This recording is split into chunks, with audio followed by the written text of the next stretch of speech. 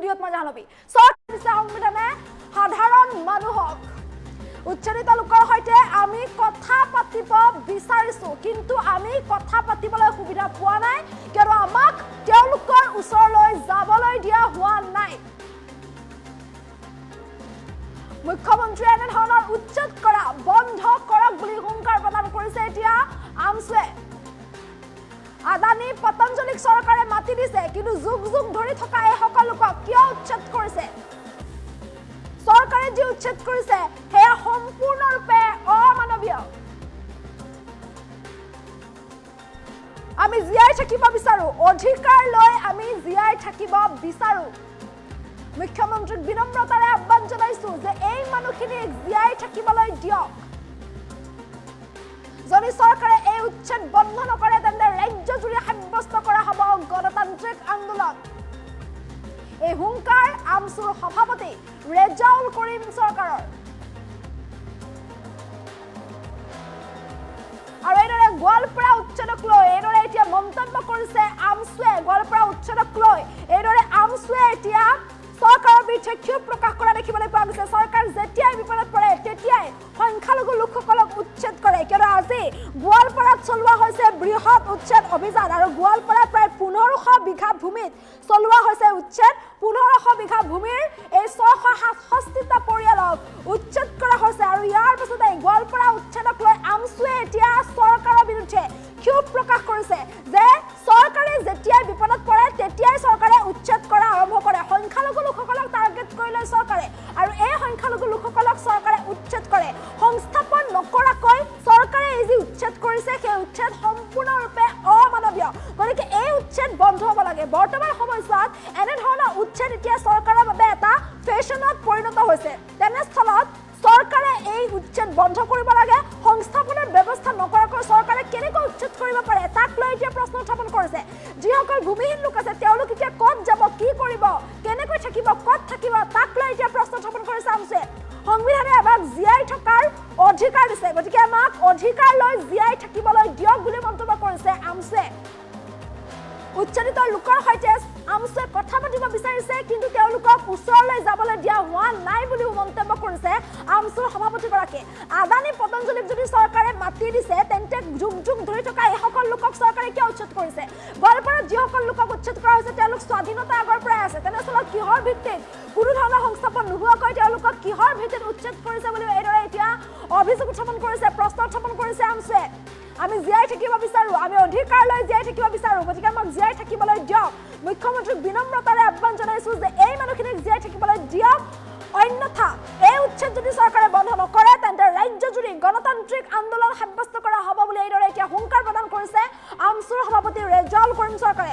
আজি গোৱালপাৰাত চলোৱা হৈছে সৰ্ববৃহৎ উচ্ছেদ অভিযান 1500 বিঘা ভূমিত চলোৱা হৈছে উচ্ছেদ আৰু 1500 বিঘা ভূমিৰ এই যি 667টা পৰিয়াল এই 667টা পৰিয়ালক আজি উচ্ছেদ কৰা হৈছে আৰু যিহেতু চৰকাৰ প্ৰশাসন এতিয়া অবৈধ বেদখলকাৰীৰ বিৰুদ্ধে কঠোৰ হোৱা দেখিবলৈ পোৱা গৈছে আমি হাফ প্লেটত এই দৃশ্যাংশ দেখিবলৈ অনুৰোধ কৰিছো আৰু যিহেতু এইদৰে এতিয়া অবৈধ বেদখলকাৰীসকলক এইদৰে উচ্ছেদ কৰা হৈছে চৰকাৰ যিহেতু কঠোৰ হৈছে যিসকল অবৈধ বেদখলকাৰী লোক আছে তেওঁলোকক যিহেতু এইদৰে উচ্ছেদ কৰিব লাগে বুলি চৰকাৰ কঠোৰ হোৱা দেখিবলৈ পোৱা গৈছে তেনেস্থলত চৰকাৰ প্ৰশাসনৰ একথা সিদ্ধান্তৰ পাছতে আজি গোৱালপাৰাত চলোৱা হৈছে উচ্ছেদ আজি পুৱাৰে ভাগৰ পৰা এইদৰে 1500 বিঘা ভূমিত 667টা পৰিয়ালক চৰকাৰে এইদৰে উচ্ছেদ কৰা দেখিবলৈ পোৱা গৈছে আৰু চৰকাৰৰ এই উচ্ছেদৰ পাছতে এতিয়া এইদৰে সংখ্যালঘুসকলৰ এনে ধৰণৰ কৰা তেওঁলোকৰ ওপৰত উচ্ছেদৰ পাছতে এতিয়া সংখ্যালঘু দল সংগঠনসকল গৌৰৱী উঠিছে বিশেষকৈ আমছুৱে এতিয়া ক্ষোভ প্ৰকাশ কৰিছে চৰকাৰৰ বিৰুদ্ধে ক্ষোভ প্ৰকাশ কৰিছে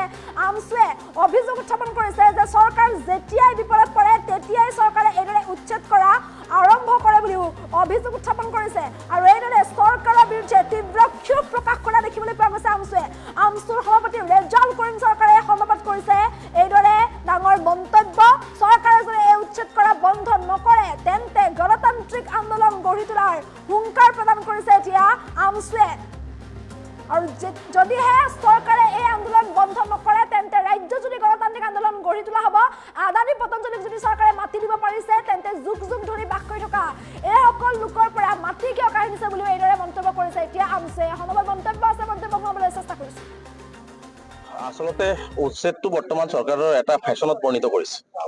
চৰকাৰে যেতিয়া বিপদত পৰে, চৰকাৰ যেতিয়াই দেউলীয়া হয়, চৰকাৰক যেতিয়া মানুহে চৰকাৰৰ পৰা আঁতৰি যাব বিচাৰে, তেতিয়া তেওঁলোকৰ চব টাৰ্গেটটো হৈছে সংখ্যালঘু ৰাইজে ক'ত মানে হয়তো জীৱন নিৰ্বাহ কৰিবৰ কাৰণে নদীৰ গৰাখহনীয়াৰ কবলত পৰি সৰ্বোচ্চ হেৰুৱাই ক'ত চৰকাৰী ভূমিত বসবাস কৰিছে, সেইবিলাক বিচাৰি ফুৰি তেওঁলোকক উচ্ছেদ কৰাৰ কাৰণে এটা প্ৰি প্লেন কৰি পেলাই চৰকাৰে আচলতে মূৰ দাঙি থিয় হ'ব বিচাৰে।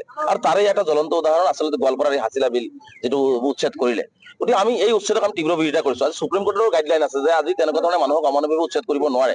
মানুহখিনিৰ লগত সংস্থাপনৰ ব্যৱস্থা কৰি তেওঁলোকক উচ্ছেদ কৰাৰ ব্যৱস্থা গ্ৰহণ কৰক। আজি এই মানুহখিনিক সংস্থাপনৰ ব্যৱস্থা নকৰাকে এই মানুহখিনি যে আচলতে গোৱালপাৰা জিলাৰ বাসিন্দা, এওঁলোকে যে আমাৰ কাৰবালাৰ গৰাখহনীয়াৰ কবলত পৰি আজি প্ৰায় 70 বছৰ 50 বছৰ কিছুমানে স্বাধীনতাৰ আগৰ পৰাই এই অঞ্চলত আছে। গতিকে সেই মানুহখিনিক তেওঁলোকে মানৱীয় দৃষ্টিৰে অন্ততঃ তেওঁলোকক সময় দিব লাগিছিল। যিটো সময় আমি মুখ্যমন্ত্ৰী ডাঙৰীয়াকো কৈছিলো যে কিছু সময়ৰ প্ৰয়োজন, সময় দিব লাগে। আৰু যিখিনি লেণ্ডলেছ পিপুল আছে, আজি ভূমিহীন মানুহখিনি মাটি কোনে দিব? চৰকাৰে দিব লাগিব। চৰকাৰৰ দায়িত্ব হৈছে, সংবিধানে আমাক অধিকাৰ দিছে, সংবিধানে আমাক অন্য বস্তুৰ বাসস্থানৰ অধিকাৰ দিছে, এই অধিকাৰ আমি পাব লাগিব। চৰকাৰৰ প্ৰথম দায়িত্ব হৈছে এই মানুহখিনিৰ লগত আলাপ আলোচনা কৰি তেওঁলোকক সংস্থাপনৰ ব্যৱস্থা কৰি তেওঁলোকক উচ্ছেদ কৰি আমাক ক'বলগীয়া নাথাকিব। কিন্তু চৰকাৰে এই মানুহখিনিৰ লগত অমানৱীয় আচৰণ কৰি আজি বৰষুণৰ মাজত আজি আমি যিখিনি খবৰ পাইছো যে তেওঁলোকক খাবলৈ দিয়া হয়, খাব প্ৰকাৰৰ কাহিও তেওঁলোকক দলিয়াই দিয়া হৈছে, কোনোবাই খাদ্যলৈ যাব খুজিলে তেওঁলোকক যাব দিয়া নাই। এতিয়া আমিও অনুমতি বিচাৰিছো ভিতৰত যাম, কাৰণ তাতে মানুহ আছে, মানুহখিনিৰ লগত আমি কথা পাতিব লাগিব। মানুহখিনিৰ লগত কথা পাতি মানুহখিনিৰ কি সমস্যা আছে, মানুহখিনিৰ লগত কথা পাতি আমি সেইখিনি চৰকাৰ বা প্ৰশাসনক আমি অৱগত, সেইখিনি আমাক সুবিধা দিয়া হোৱা নাই। ইভেন কি আজি চাওক এনেকুৱা অমানৱীয়, আজি মই যেতিয়া দিল্লীৰ পৰা আহি ঘৰ পাইছো, ঘৰ পোৱাৰ পিছত মোক নোটিছ দিয়া হৈছে গোৱালপাৰা পুলিচৰ ফালৰ পৰা যে মই গোৱালপাৰালৈ আহিব নালাগে। য'ত আমাৰ সংখ্যালঘু সমাজক এনেকুৱা ধৰণৰ অমানৱীয় অত্যাচাৰ কৰা হৈছে, তেনেকুৱা নটিচক আমচে কোনোদিন কেৰেপ কৰা নাই, ভৱিষ্যতেও নকৰে। গতিকে স্পষ্টকৈ কৈছো, মুখ্যমন্ত্ৰী ডাঙৰীয়া এনেকুৱা আচৰণ বন্ধ কৰক। অলপমান 3 মান যদি হৃদয় আছে আপোনাৰ, 3 মান যদি মানৱতা আপোনাৰ আছে, তেনেহ'লে এই মানুহখিনিক এটা সংস্থাপনৰ ব্যৱস্থা কৰি আপুনি উচ্ছেদ কৰি আপোনাৰ মাটি লৈ লওক। কোনেও মাটি আপোনাক খামুচি ধৰি ৰখা নাই। আজি আপুনি আদানীক হাজাৰ হাজাৰ বিঘা মাটি দিব পাৰে, আজি পতঞ্জলিক আপুনি হাজাৰ হাজাৰ বিঘা মাটি দিব পাৰে। আজি অসমৰ এই যুগ যুগ ধৰি অসমত বসবাস কৰা, গোৱালপাৰা জিলাত বসবাস কৰা গৰাখহনীয়াৰ কবলত পৰা এই মানুহখিনিক আপুনি মাটি নিদিব, এইটো কেনেকুৱা কথা হ'ব পাৰে? আমিতো কোৱা নাই যে আপোনাৰ মাটি আপুনি ল'ব নালাগে। এই মানুহখিনিতো বিৰোধ কৰা নাই যে মাটি আমাক উচ্ছেদ কৰিব লাগে, উচ্ছেদ কৰক। যদি আপোনাৰ প্ৰয়োজন হৈছে মাটিখিনি উচ্ছেদ কৰক। কিন্তু উচ্ছেদ কৰাৰ আগত এই মানুহখিনি ক'ত থাকিব, কেনেকে থাকিব, কি খাব, ল'ৰা ছোৱালীক পঢ়িব নে নাই, ল'ৰা ছোৱালীক খাবলৈ আছে নে নাই, ল'ৰা ছোৱালীক শিক্ষাৰ অধিকাৰ পাব নে নাই, এই কথা বাৰ্তাবিলাক কোনে চাব? এই কথা বাৰ্তাবিলাক চাব লাগিব মুখ্যমন্ত্ৰী ডাঙৰীয়া, অসমৰ গাৰ্জিয়ান মুখ্যমন্ত্ৰী, জিলা প্ৰশাসন গোৱালপাৰা, তেওঁলোকে চাব লাগিব। কিন্তু এইখিনি নকৰাকে যি অমানৱীয় উচ্ছেদ কৰিছে, ইয়াক আমি তীব্ৰ নিন্দা কৰিছো, গৰিহণা দিছো। আৰু মুখ্যমন্ত্ৰী ডাঙৰীয়াক স্পষ্টকৈ আমি আহ্বান জনাইছো যে সংখ্যালঘুক আচলতে আপুনি জীয়াই থাকিব দিব নে নাই তাৰ স্থিতি স্পষ্ট কৰক মুখ্যমন্ত্ৰী ডাঙৰীয়াই। কাৰণ আমি জীয়াই থাকিব বিচাৰিছো, আমি অধিকাৰ লৈ জীয়াই থাকিব বিচাৰিছো, কাৰোলৈ ভিক্ষা লৈ আমি জীয়াই থাকিব বিচৰা নাই। গতিকে আজি বিপদত পৰি গৰাখহনীয়াৰ কবলত পৰি হয়তো চৰকাৰী ভূমিত আমি থাকিবলগীয়া হৈছে। এনেকুৱা হাজাৰ হাজাৰ বিঘা বনিয়া গোষ্ঠীয়ে দখল কৰি আছে, হাজাৰ হাজাৰ বিঘা মানুহে দখল কৰি আছে, সেইবিলাকলৈ মুখ্যমন্ত্ৰী চকু কিয় নাযায়? গতিকে মুখ্যমন্ত্ৰী ডাঙৰীয়াক আমি বিনম্ৰতাৰে আজি আহ্বান জনাইছো, গোৱালপাৰা জিলা প্ৰশাসনক আহ্বান জনাইছো, এই বৰষুণৰ মাজত কেতিয়াবা বৰষুণ দিছে, কেতিয়াবা তীব্ৰ ৰ'দ হৈছে, এই এটা মানে অস্বস্তিকৰ পৰিৱেশৰ মাজত যি ধৰণে অমানৱীয় এটা পৰিৱেশ সৃষ্টি কৰা হৈছে, এই অমানৱীয় পৰিৱেশৰ পৰা মানুহখিনিক মুক্তি দিয়ক, মানুহখিনিক সংস্থাপনৰ ব্যৱস্থা কৰক। আমি কোনো লেণ্ড থকা মানুহক মাটি দিব কোৱা নাই, আমি কৈছো যিখিনি জেনুইন লেণ্ডলেছ পিপুল, যিখিনি জেনুইন লেণ্ডলেছ পিপুল, সেইখিনি সংস্থাপনৰ ব্যৱস্থা হ'ব লাগিব। সেইখিনি ব্যৱস্থা কৰি আপুনি আপোনাৰ মাটি লৈ লওক, আমাৰ আপত্তি নাথাকিব।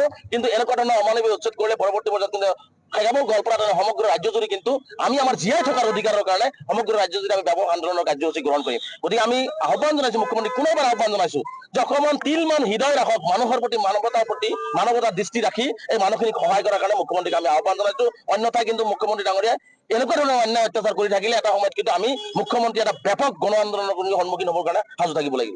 আচলতে উচ্ছেদটো বৰ্তমান চৰকাৰৰ এটা ফেশ্বনত পৰিণত কৰিছে।